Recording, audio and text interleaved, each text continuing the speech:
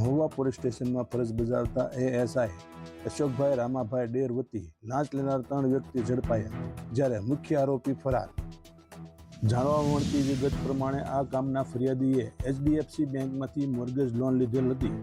તે લોનના હપ્તા નહીં ભરી શકતા બેંકમાંથી ફરિયાદી અને તેમના પિતા તેમજ કાકા એમ 3 જણા વિરુદ્ધ નોટિસ આવેલ. તે નોટિસની એક નકલ પોલીસ સ્ટેશનમાં પણ મોકલવામાં આવી હતી, જેમાં મહુવા પોલીસમાં પીએસઓ તરીકે ફરજ બજાવતા અશોકભાઈ રામાભાઈ ડેર નાઓએ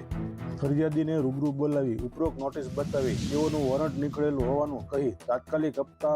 નહીં ભરો તો 3 જણાને અટક કરવા પડશે તેવી બીક બતાવી હતી અને પોતાના વચેટિયા મારફતે વચલો રસ્તો કાઢી આપવા પેટે ₹50,000ની માંગણી કરી હતી અને રકઝકના અંતે 25,000ની લાંચની માંગણી કરેલ અને વાસી તળાવ પોલીસ ચોકીની પાછળ આવેલ આશા ફર્નિચરની દુકાને પૈસા આપી દેવાનું જણાવ્યું હતું.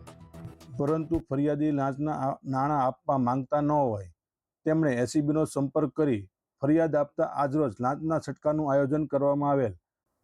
આ લાંચના છટકા દરમિયાન ફર્નિચરની દુકાને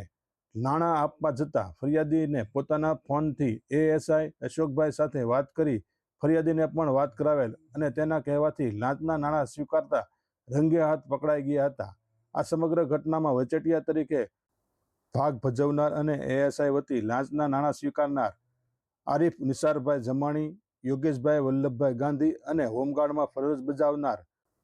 ભદ્રસિંહ ભૂપતસિંહ રાઠોડ ને અમદાવાદની એસીબીની ટીમ દ્વારા રંગેહાથ ઝડપી લીધા હતા,